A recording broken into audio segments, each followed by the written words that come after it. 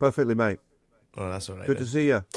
Yeah, and you. Well, I think it's a accumulation of plenty of WhatsApp chats between each other and calls, and I think we both got to the point where we felt it's probably best putting out on a podcast. No doubt. Yep. I'm tired of talking to you, to be honest. You know, be the first No, to but say yeah, that. it You won't makes be the sense. last. No, it makes sense, mate, because we go off on our little tangents, and we miss opportunities. So throw the dice to see what happens, buddy. Exactly. It's totally winging it, this one. Like, normally I've got like a heap of questions and stuff in front of me. This time I've got a few ideas of what to select, but it's not like I'm interviewing you this time. It's more like a putting the world to right chat, is it, so to speak. But before we do dive into that, though, and I know I did ask you before, what's Driller Shack? Guys, I'm sorry to interrupt this show, and I really hope you're enjoying it. One thing I'm going to ask you, if you're listening to it and you're not liking, following or subscribing to it, could I ask a massive favour that you do? It really helps the show, it helps me bring in more people, and it helps me get more stories out there, which in favour brings more stories back in. Let's get back to it. Driller Shack. What is Driller Shack? Okay. I'll try and make it quick. Basically, I've always been on LinkedIn, or I've been in oil field groups, let's say, and you end up in these chat communities, and they're pretty cool. They're funny, you know. When you've been there a couple of years, or you end up. Like there's people on LinkedIn now who you know, I know you speak to, but I was talking to these guys 10 years ago in closed forums, you know, and we kind of all migrated out of oil price was the name of it. I don't know if you're familiar with OP. It's a good page. It's the guy's name's Tom Eric Cool with a K. He's a cool dude. He runs it. And we kind of had this pod on there, if you want to call it that, you know, like a group of people. You knew you were going to get support and backup. You know, if you went on a rant, you had your 4 or 5, that were there. And I remember one, and he told me he did this a couple of years after it. One day, this guy appears in the community, and he's just a shit stirrer, to be honest with you. And this guy he's like he had inside information on us, you know, and he was hitting every one of us with these personal angles, and kind of he was a real disruptor, you know, but had a lot of knowledge. And we all ended up twisting off over a matter of 3 or 4 weeks, and all ended up leaving oil price because of it. Then I got speaking to Tom Eric later on. This guy had basically been paid and put in to basically stir up the community. Yeah, because he knew the response it would get, and it was getting hairy. You know, it was none of it was all just chat, you know, chat messaging. But he had like a community, and you went up with the amount of posts you put up in a certain level, and you became, you know, like I don't know, whatever, for AD driller. You went up the ranks, you know. Yeah. So I ended up I came out of that, and I thought, well, okay, I need to do something. So I got more into LinkedIn.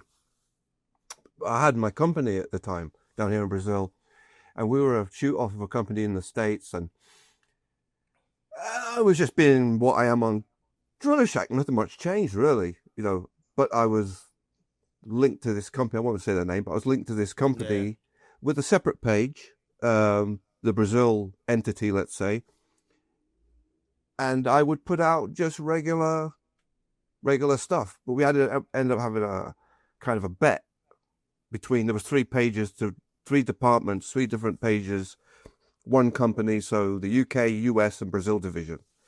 And the American division bet me that he was going to get to 5,000 followers before we did. So I went hammer and tong. And then then my post became, they started to ask me to take stuff down, or it just became, they got too involved in my world, my page. Yeah. So I said, you know what? I was going to start something completely different. No one knows it's me. So I started Driller Shack. And basically that's where I would go and just not be James Regan.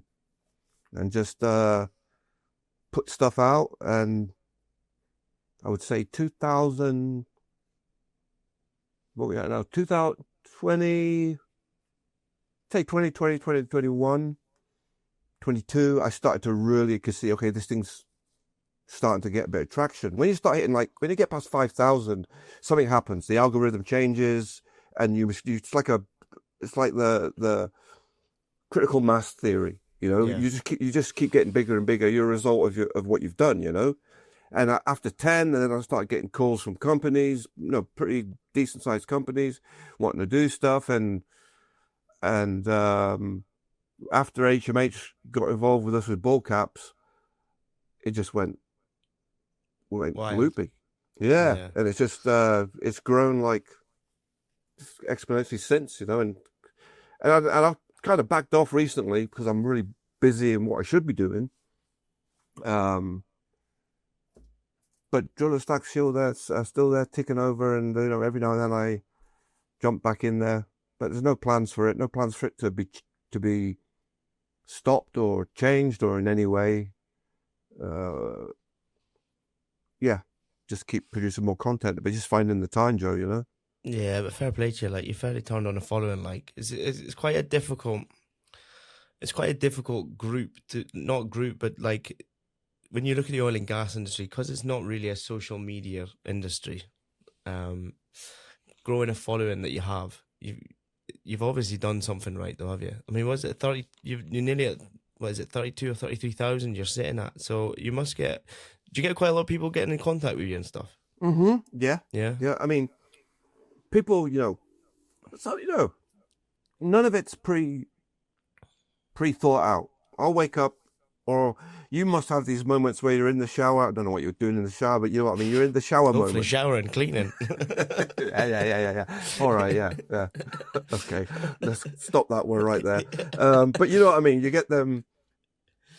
I do it in the shower for some reason. Ideas come, you know, or thoughts come into my head. Oh, that'd make a really good post, and boom, I do it. Nothing is.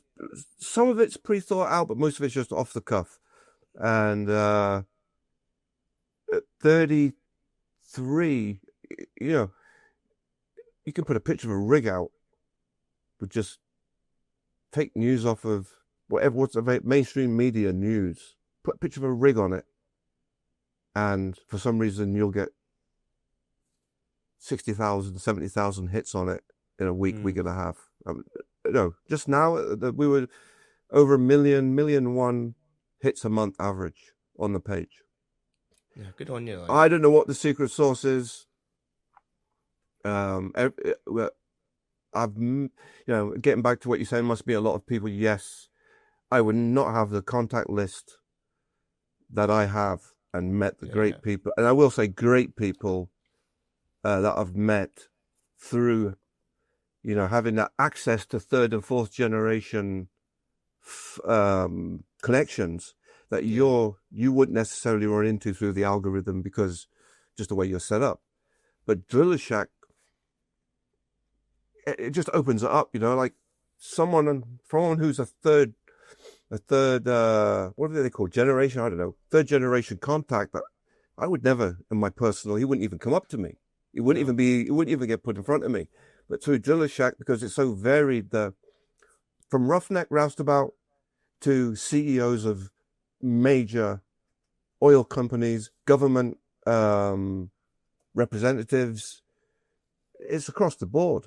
And it's, for some reason, it gels with a little bit of Driller Shack a little part of it gels with each one. I think that's the magic sauce, I guess, is that there's something there for everyone. I met a guy on a plane once, and it's in New Orleans, and sitting next to me, and you know, when you fly from New Orleans to Houston, pretty good chance you're going to be sitting next to someone from the oil field. Yeah. And I sat down and started speaking with this guy, and he's like, and you know, once he realized I was offshore and he was offshore, you know, we got speaking. He said, have you seen that page, Driller Shack? And I started Nah, I laughing. never heard of it, mate. Yeah, I started laughing, but never. I said, Driller Shack. He said, yeah, it's on LinkedIn. And I was like, that. What's the deal with it? Just trying to get some honest feedback. Yeah. And he says, I don't know. It's kind of like he said, it's kind of like your last 15 minutes of shift. He said it's a place where you just go, kick back, click into, and you just don't know what you're going to find. But because it's about our industry, it's like, it's just a chilled environment where you're going to see something that you can engage with. And then that's when I said to him, well, I have to put my hands up here, but yeah, it's me.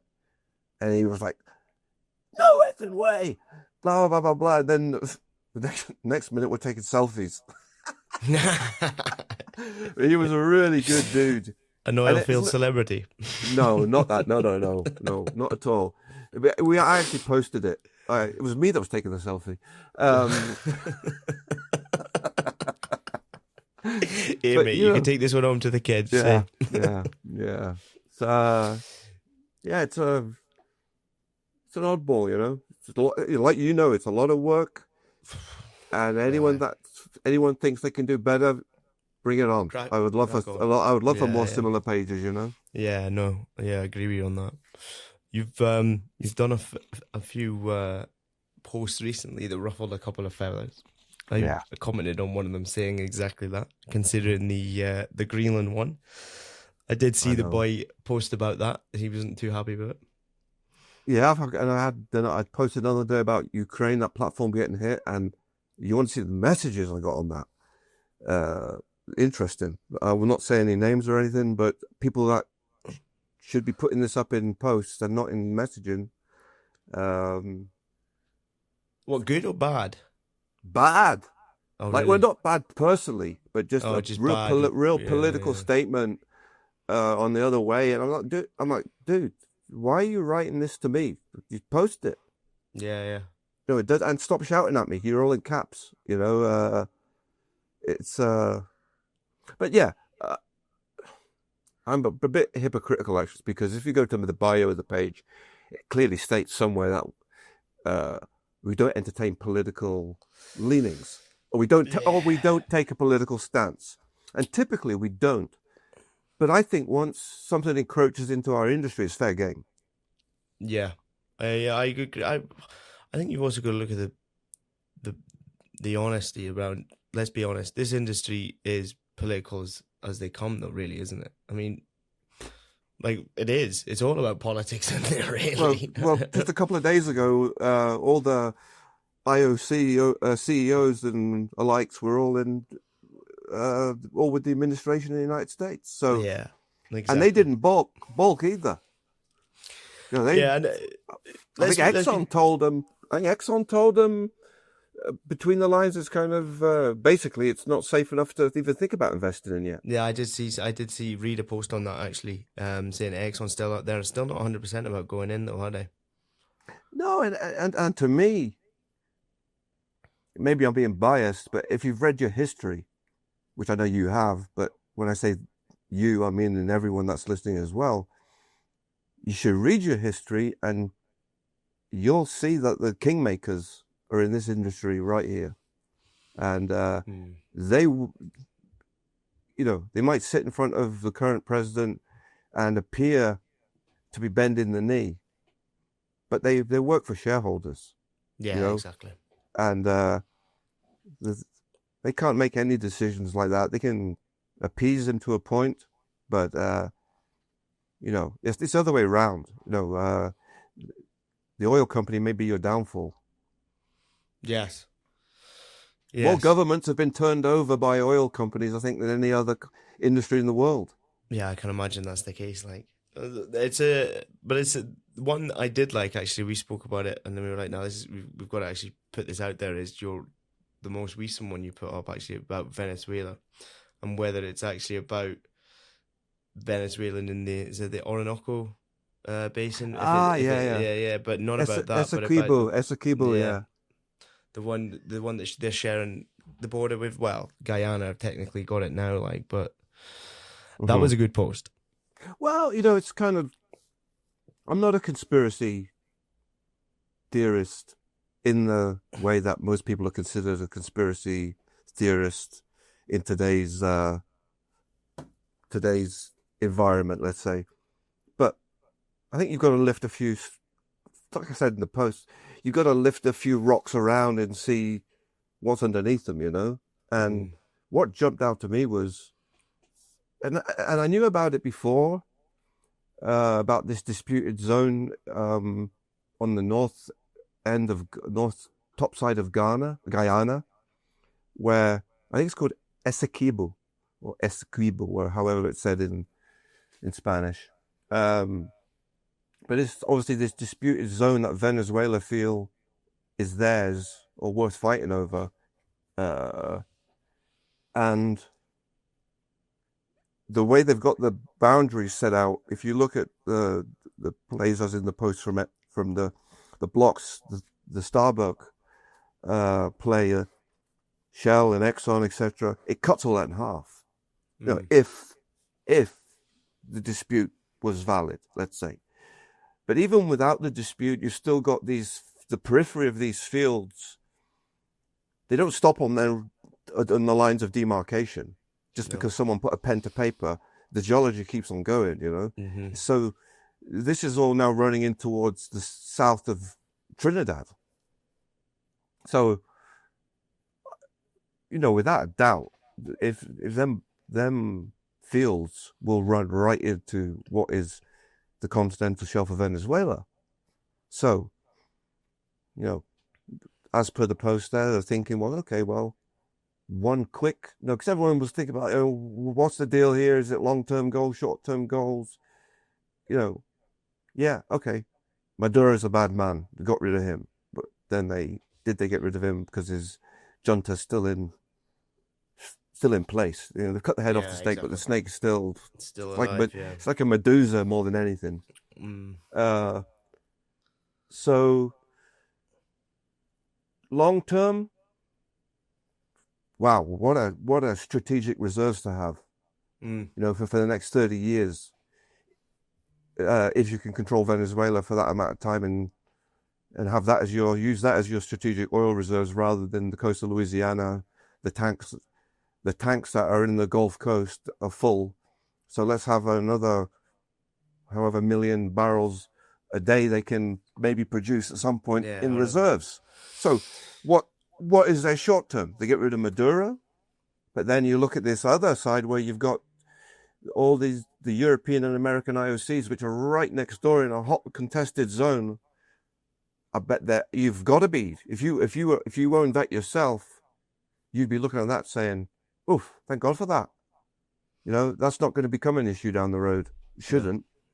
You know, so yeah, I see that as the short-term win. There would be they've cut out any possible conflict over it. Yeah, and I bet Guyana's really safe. I bet Guyana's really pleased about it as well. Oh yeah, and not just that. You know, all the oil majors that are probably most likely going to be going, if they are to go in, they'll be released as well because the majority of them are all in Guyana at the moment anyway. Exactly, and I've spoken to a couple of hedge fund runners, managers, a couple of oil executives, you know, these people at the other end of our industry that we would normally never see on a rig. Yeah, you know, definitely not on a rig. You know, them guys that are the guys that are doing all the work in Washington for us, God bless them. I've kind of got in with a few of them recently and just had their opinion, and they were quite. When I brought up this point, they came back and said, "Hey, that's a fair argument for the short term, and no one's really thought about that at this point." You know, so it kind of gave it some validation, and I didn't feel like I was, you know, going off on a conspiracy theory. And I even tagged Chris Wright, the Energy Secretary for the United States government, in a post the other day, and just asked him, would he like to come on and have a chat? Because we want to ask him some questions. And he said, absolutely not, mate. Are you I don't know. mad? I think I think I got, it was his secretary asked only if he gets a hat, he said. Oh, there you go then.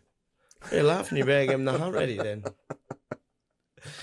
I've not got a hat yet. I'm waiting on mine. I've got one. Yeah, I'll give them all away. Yeah, yeah. But- They're all available. It's just they're not available to the public. Oh, there you go then. That's good. Yeah. But you know what? See, when this all kicked off, I went and I started going down a bit of a wormhole. Because obviously, I've spoken to Venezuelans before. I was working in Italy 2 years ago, and I was working with the Big Red. I'll not mention the names, but there was a Venezuelan guy. Well, Harry who came out. No, because who was he working for? He was it's Harry. Harry. Harry sorry, Burton. yeah. I'm trying to keep the names out of it. There you go. Edit that one. Blink. Yeah. Well, I'll just say fuck off. Now you've got to edit it. It's 10:20 at night. That's why. Anyway, but I remember speaking to him actually one day about the situation there, and he was, all his family had left. They hated Venezuela and wanted to become. And he said the best thing this was obviously way before now. He says the best thing that could ever happen is Maduro leaving, or they finally get rid of this socialist movement they've got going in. But it led me on a bit of a rabbit hole run, whatever you call them. Anyway, so in the late 1990s, Venezuela was producing 3 million barrels a day, right? They're now only producing 1. Yet they If they're still producing have, that, yeah. if they're even producing that, yet they have the largest reserves in the world. Mm-hmm. So you've got to make that make sense. But the other thing is obviously China now take the brunt of Venezuelan oil, but prior to that it was the Yanks, and the Yanks, they would pay more The Americans, cash. our American brothers. The Americans, obviously. Sorry, yes. I was trying to keep America America. with a K. USA. Yeah. USA. And obviously they would pay more. They were paying for all their oil in cash, whereas the Chinese, majority of their oil they're buying is loans. Mm-hmm. It's all loan backs, and also That's probably because of the sanctions that are on them in the SWIFT. Well, exactly. So they can't pay it.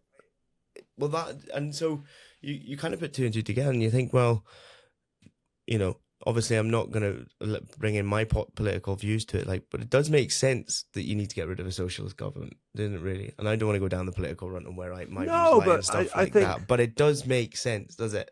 It does. Totally. To me, totally. You go from the richest Latin American country to the poorest, pretty much. I mean, I'm in Brazil. We're a socialist country. We jump every 4 years from socialist to complete capitalist, right to the left to the right. And nothing changes. No. You just got another thief in power.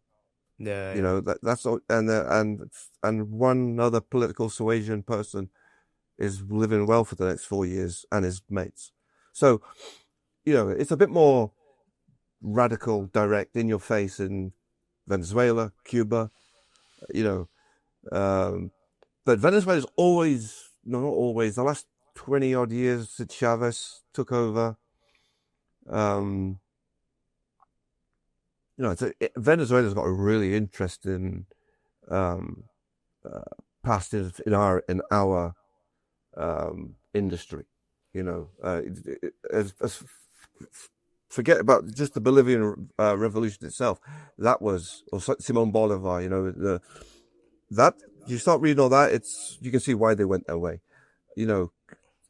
South America is raped by the colonial powers. Spain, Portugal, the UK did a fair bit of it as well. So they've got a lot of reason to be protectionist, and maybe, why they would lean towards the left. You can see it. You can see why, if you look back in the history. But the thing that was interesting with Venezuela, what stuff that stood out to me was when in the conception of the, let's say, as oil was getting a bit more than kerosene. Okay, it was not just for lamps. Where as soon as cars started, you required petrol. Branching out. Yeah, I mean, Mexico. If I ask you who ran Mexico, the Mexican Eagle is the name of the company. Where would you say the that person was from? Which country? Probably Spain. Okay, well, I can see why you would say that. Scotland. What? Okay, yeah. Or the UK with ties to Scotland.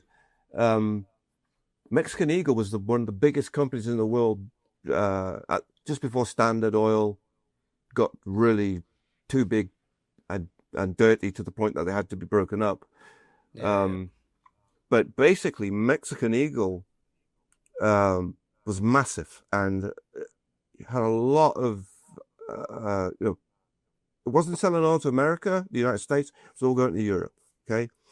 And basically, then Venezuela kicked in around the same time, Maracaibo, and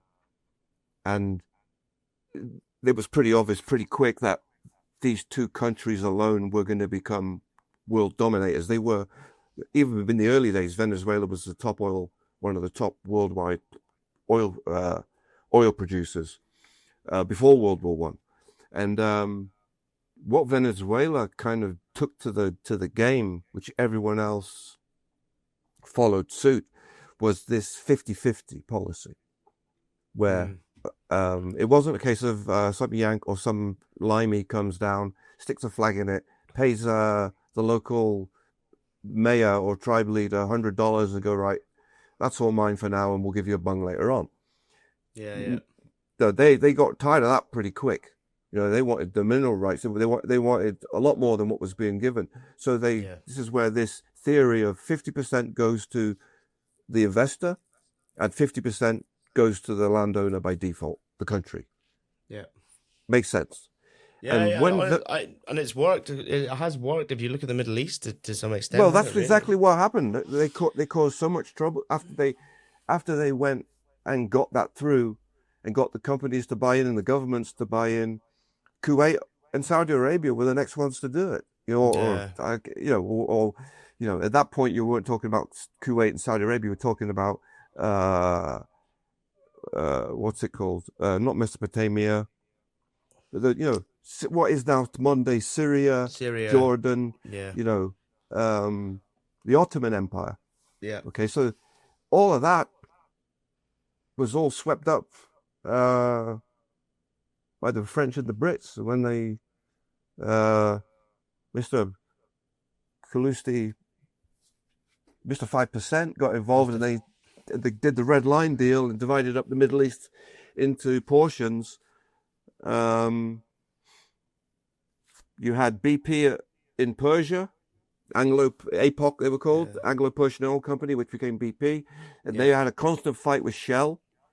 Some of the story, if you read back in history, where they thought that as far as the British government was concerned, they were getting fed so much dodgy information that Shell was basically in bed with Hitler. And Shell didn't get a lot of early contracts because of this kind of just basically rumors that were going on in London and from whoever else.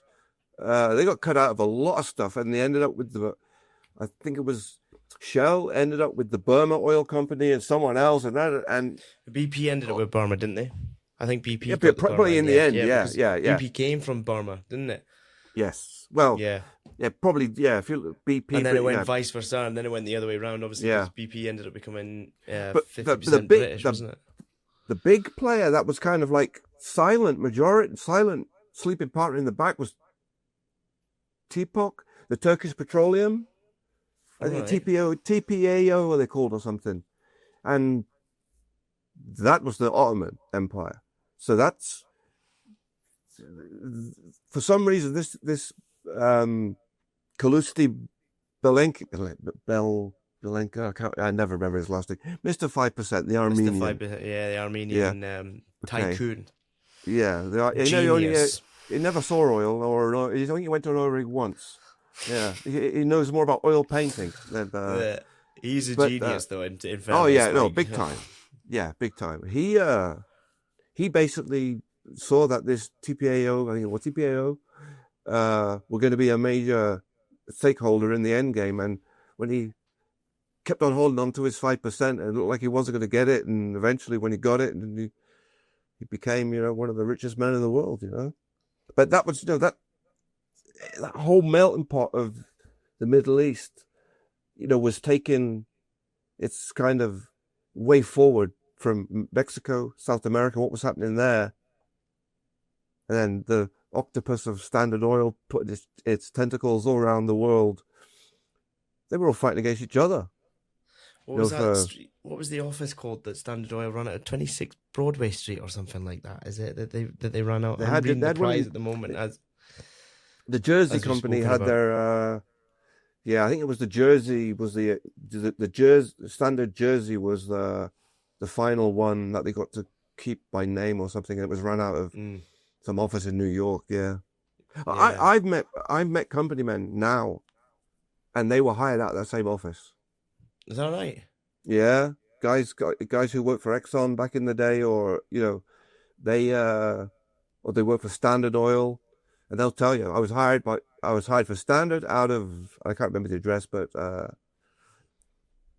that's amazing. Yeah. That's pretty impressive, actually. It's totally. It is an amazing history. Like when you look into the intricacies of it, I mean, for it to be. I mean, it's more in Europe. I know the rest of the world's totally different. Like with regards to their views on oil and gas at the moment, it seems to be a lot more busier everywhere else you go than it is in Europe. Put it that way. But apart completely. from unless you're Norwegian. Let me just type something in a sec while we're doing this. this. While we're doing this, why don't we use modern technology? Me being an old grunt To find out the address. Yeah. I'm sure it's like 26 Broadway or something like that. I'm sure it is, and that's where they all used to meet. They used to all speak out of and whatnot. I was reading about it in the prize not long ago. It's a good book, isn't it?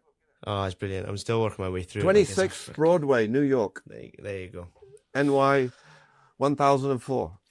Yeah, that's it. In Lower Manhattan's financial there's district. There's a lot that went on in that office, like a lot.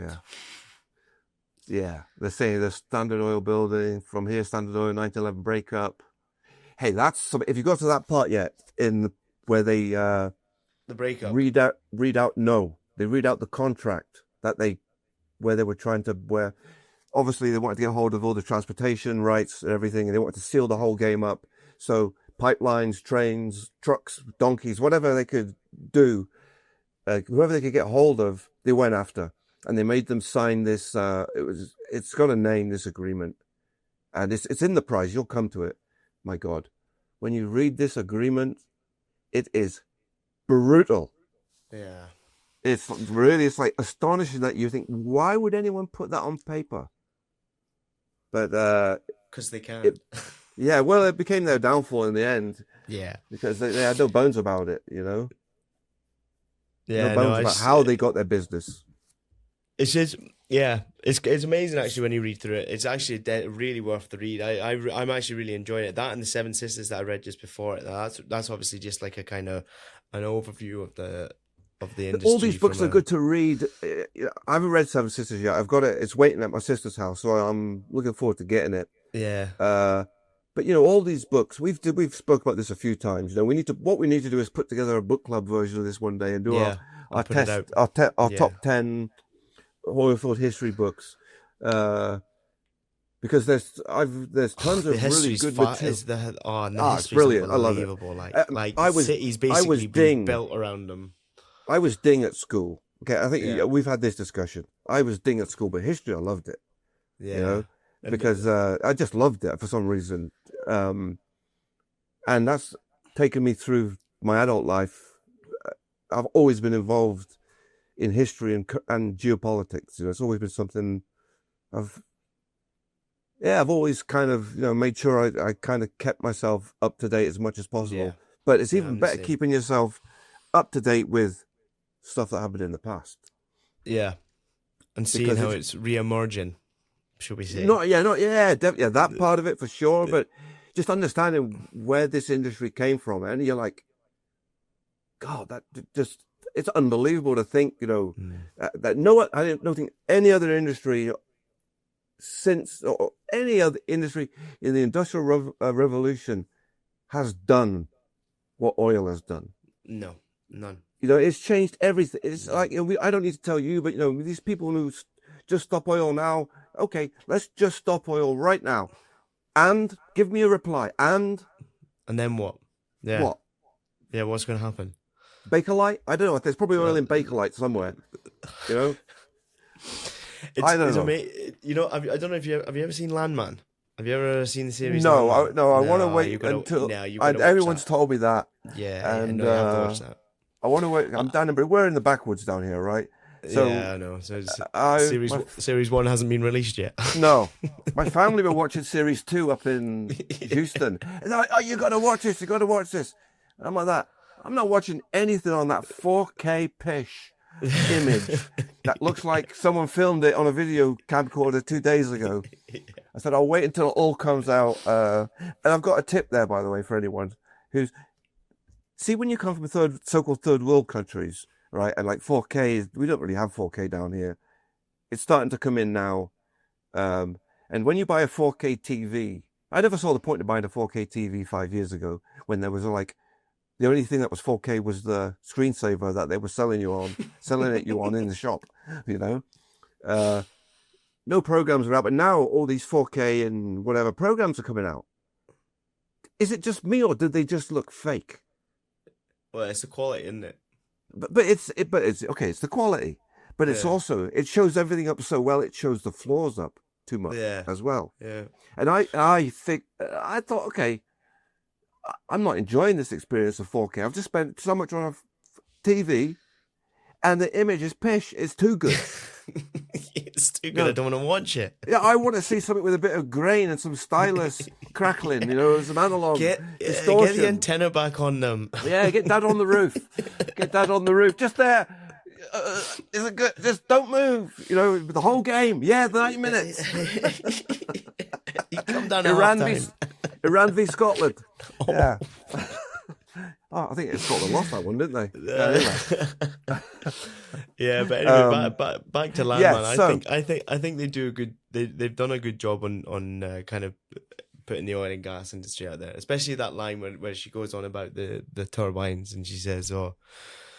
Yes, that's the one I've seen. Yeah, it's pretty impressive because is that a lawyer or a judge or something? It's the lawyer, yeah. But especially America. I remember working there years back actually, and I remember someone telling us it was in Houston, and I remember someone telling us about how that basically American cities are built on oil and gas principles, like you've got the blocks. City, yeah, and then you've got suburbs, and there's no taxis. I never saw many taxis in Houston. No, if anyone's walking on the road, it's normally picked up. Yeah, especially nowadays. Especially nowadays, of what's going on. There's a weirdo. Mum, there's a weirdo walking along the side of the road. That's called the path, son. Yeah. But the whole American ecosystem is literally built around oil and gas. I mean, it depends where you go, though, Joe. If you go up to the northeast, it's very British looking, right? Yeah, but it's more cramped, though, isn't it? Yeah, but they do have pathwalks, sidewalks, sideways. I don't know what you call them anymore. You know what I mean? Yeah, thing with a curb on it, pavement. There you go. That's it. Yeah, bringing back your English there. Yeah, well, if it's been living down here, it's kind of a hard drive split. But anyway, yeah, you shouldn't really judge Houston on being America. It's Houston. No. It's Texas. But then Louisiana wasn't much different. No, that's Florida's not much different either. Well, all along that Mississippi, Alabama, and I love everyone from all those places. Y'all so good. God bless you.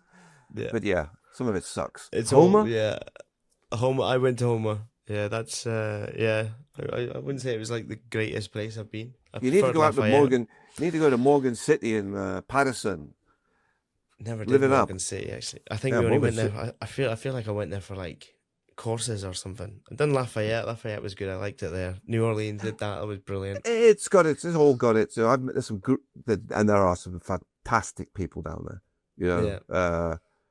I spent a lot of time down there through this business and New Orleans, NOLA, whatever. It's fun. I don't like New Orleans itself. To me, it's a shithole. Yeah, if you stray off Bourbon Street, no, I've been you're in a bit of trouble. I've been around this planet. This industry takes you around this planet, and I've been in some pretty seedy, shitty areas. We've got a newer film in Europe, you know. Yeah. But I have never felt so unsafe and so out of water as I did in New Orleans around. And I was just on the peripheral of Bourbon Street and that. I've never smelt so much dope being smoked, and it's not even legal there. It's just a shit pit. I think I looked down one of the streets off it and I saw shoes hanging off the telephone line. And I thought, fudge. Oh, that's Brazil. Maybe, That's like normal. That's I've got a standard pair. day. Yeah, it's like a garden gnome. You know. But anyway, let me not forget my top tip. So if you want that, get rid of that crap perfect image on 4K. Just go to image settings and change your image settings. Just come off it. HD. You can have a cinema view, or it's called director's cut, I think. If you go to director's cut, you're going to get your traditional, little bit grainy, traditional Ben-Hur style action epic. So for any of you that are suffering with quality TV, there you go. Yeah, there you go. That's how you bring the quality of it down. But, it's not just me. It's people have got to have looked at that picture and gone, or maybe they've gotten used to it. I can't get used to it. It's too clean. Anyway, I digress. United States, we're going to have to touch on that before we wrap this up. There is clearly something going on there, isn't there, really? I mean, and I've spoken to you about before, there's a lot that's relatable now than there was pre-World War One. Although the situations are slightly different in terms of, now it's globalization. Back then, everyone was trading for themselves, but everyone was making a fortune. But now it's like almost the opposite, where people are kind of starting to pull back away from globalization. But it's almost like the States repeating. Yeah, and they're almost priming themselves for the worst case scenario. So it's like if you take Venezuela now, your reserves. You're sorted for reserves. They've already got the refineries down in Texas for all that oil, and you're getting rid. Also, you're getting rid of the Chinese and the communists. You're getting rid of the Russia, the Russians, Iran. Iran will be pulled out of there as well. Yeah. Also, so you're getting rid of all that in one fell swoop, and Cuba. Will come as a bonus. Yeah, well, Cuba now. Obviously, they're going to be. They will struggle off the back of this, will they? I think the generational change will want it anyway. Yeah. Then the mafia could go back in and start up the prostitution and casinos again. Yeah. So that's one bonus for the mafia. The Americans will be more than happy for them to be there if it's not socialism, as long as it's capitalists going on. As long as it's taxable. As long as it's taxable. Well, let's be totally honest, they were needed during World War II. It was the mafia that did a lot of it in Italy, and the CIA had a lot of involvement with that one as well. So yep, and the Greenland thing. Let's just hop back to that, because I actually took the post down because I was getting too much aggro. Yeah, wasted time. Abuse. Let's say that. Yeah, and maybe I started to troll people as a part of it, and I don't like that. Well, yeah, okay? Fair enough. And, me and you kind of set me straight as well. I'll give you that. But I watched a documentary last night, right, about how Greenland ethnically cleansed. No, how Denmark, I'm going to say it, ethnically, there's no other words for it, ethnically cleansed the Greenlander Inuits, the local folks, by these scientific tests and fucking, excuse my language, but it's infuriating bullshit to tell mothers, Greenlandic mothers, that they weren't fit they were dehumanizing them. They weren't fit to have their children, and their kids were all taken away from them. And they had the Danish minister on last night, and the reporter was hot on what's happening. We've asked you about 10 cases. It's been 2 years. And these are women that you've taken their kids away after 5 days, telling them that they were animals. They weren't fit to be looking after their own people. That's what Denmark's done for Greenland. That's the most notable thing that I can think of that Denmark has. And this still probably will get some aggro, but call a spade a spade. Well, the fact of the matter is, if it's, as you said, you've watched it on but I'd imagine it'd be a factual program, because I don't think you're going to come out with something. It was the BBC, for God's sake. Oh, Bloody hell, that's not like the BBC. Getting out, sure it's the BBC. They would have done the exact opposite. It's but shocking it's not, what's going it's on. not What's like, going on? What's going but on? you're speaking about something that's been, it's factual. You can't get in trouble for saying what's been, basically put out there. But I was also saying, Greenland's still so heavily dependent on the Danes as well. But we're heavily dependent. They promised in 50 terms million. of the economies. So they depend on the Danes. 37,000 people or something live there, right? And they were promised 50 million. They would build a few houses. They would build a few office blocks. They would throw some money at it. They put in 2 million. No. Okay? And so Donald Trump's comment about, well, if you call throwing them a new dog sled as giving them a lift, then that's what we're kind of talking about. And we know the hyperbole of Donald Trump in how he speaks and whatever, blah, blah, blah. But, the famous Monty Python, what have the Romans ever done for us? Romans did quite a lot. But if you ask what the Danes ever done for us, I can tell you they have done jack. And now they've offered them $100,000 apiece, each citizen. That's the first offer. $100,000 each. The Danes have? No, the Americans. Oh, really? Yeah, so they've made an offer of $100,000 per person. They're going to help them set businesses up. They're going to which is what DT's saying at the moment. Capitalism, baby. So, if you look at it, people saying, "Oh, it's gonna kill NATO." Why? It'll only kill NATO if NATO is stupid enough to stick its head up above the trench. It's going to get its head shot off. I don't like that. I think it's Steve Miller. I don't like him where he shouts his mouth off about no one's going to argue with America over, going to war. Or, no one's going to go to war with America. But it shouldn't come to that. But away from the war side, for me personally, who would Denmark be better off with? America. They're at this current time, 100%. Sorry, Greenland. Greenland. Yeah, I totally agree. I think at the moment they're closer to America than Denmark is. Exactly. It takes the burden off Denmark as well to some extent, does it not? In terms of the. Yeah. Sorry, I'm getting a bit fruity here. Why would America running Denmark cause NATO to fall on its ass? Why would it break up? Why would it break up NATO? I don't get it. I personally, I can't see NATO breaking up because ultimately the NATO is America, is it really? Well, okay. Well, it is the other side as well. The European side's big-ish, but it hasn't got any bollocks to it. That's a fact. They can't make a decision.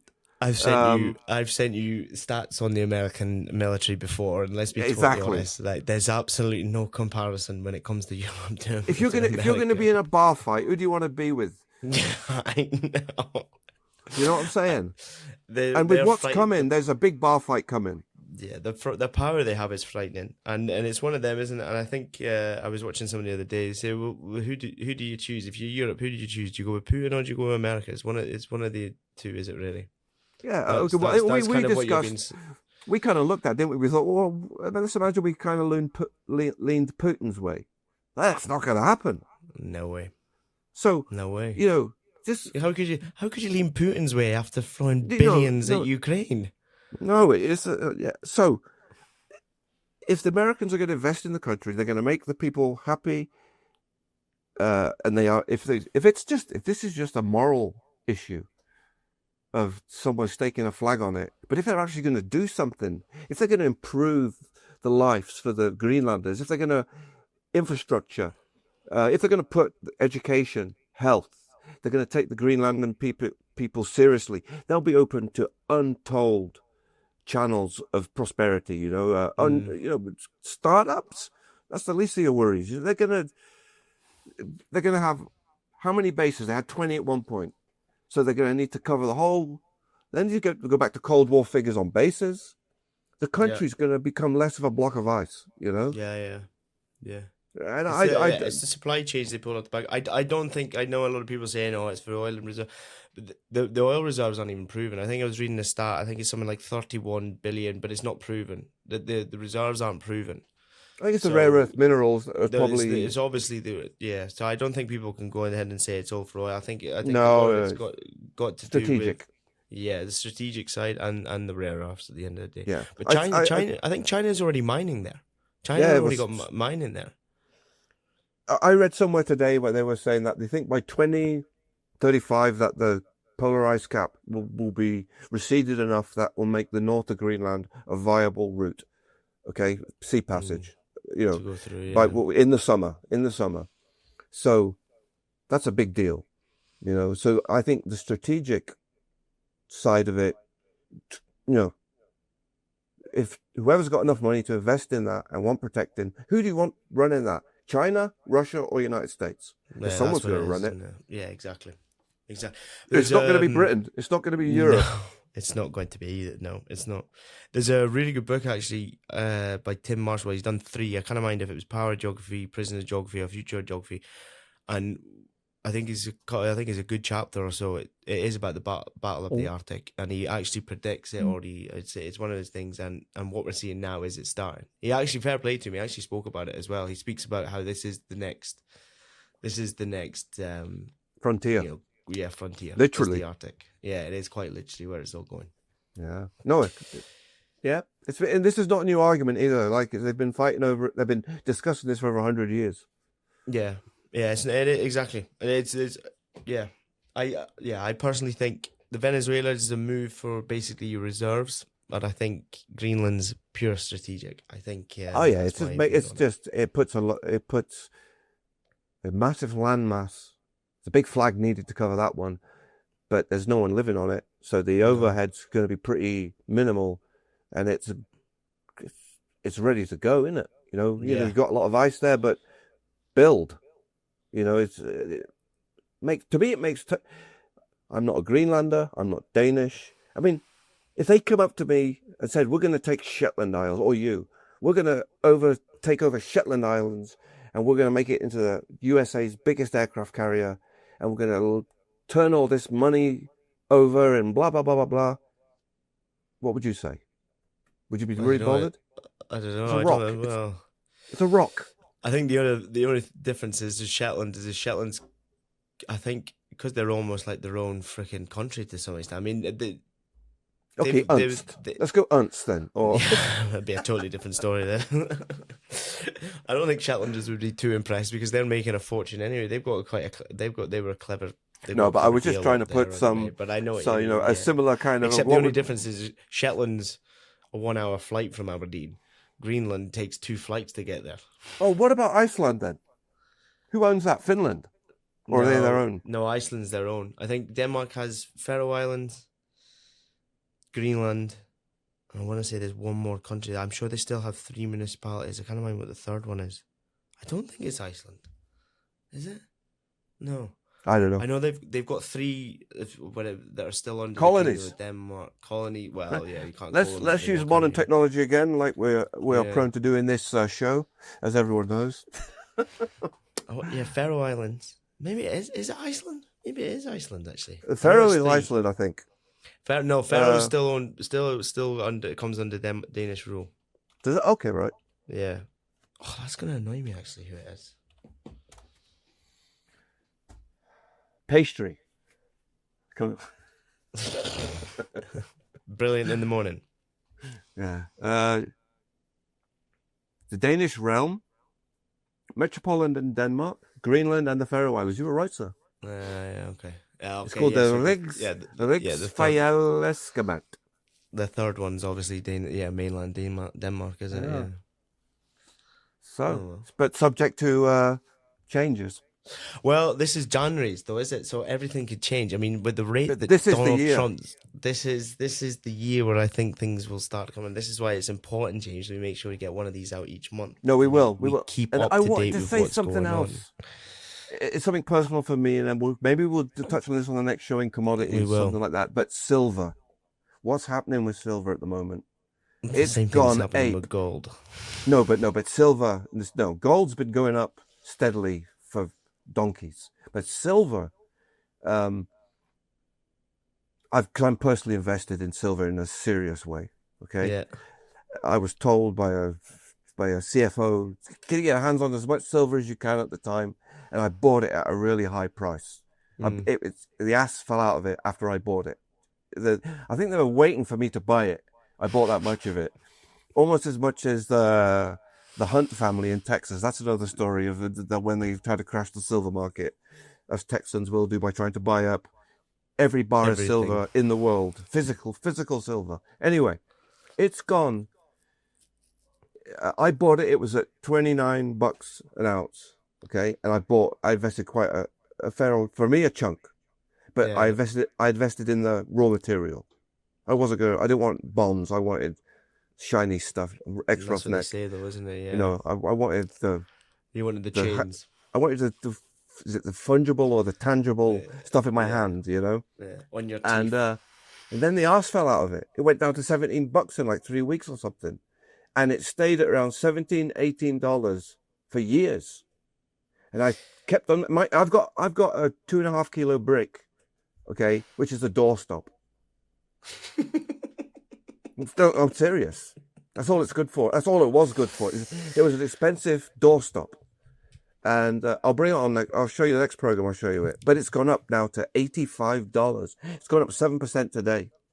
And it's it's a sign of the times, though, isn't it, James? It's the same with, you know, inflation of the money's, you know, becoming basically worth next to freaking fuck all. But it tees it tees into the reason why this guy told me to buy it. He was just a bit late. Okay, because he said, look, James, look what's happening with technology. He said, silver's all over your technologies, all over your circuit boards, all over your transistors. It's everywhere.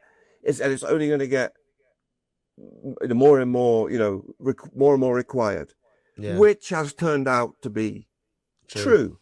But that was 2012 when he said that. But over the last 4 weeks, 5 weeks, 6 weeks, 7 weeks, 2 months, it's just gone total ape. And for silver to go up 6 and 7% in one day is colossal. But if you day trade silver, anyone will tell you who day trades, you know, commodities, silver, you will lose your ass in an afternoon. Yeah, it's volatile, really volatile. But like at the moment, I don't know if it's part of this rare earth minerals deal. It's required for EVs or something. It's got to be tied into that, because I've heard claims that as soon as silver hits $100, you can say goodbye to certain aspects of the green revolution.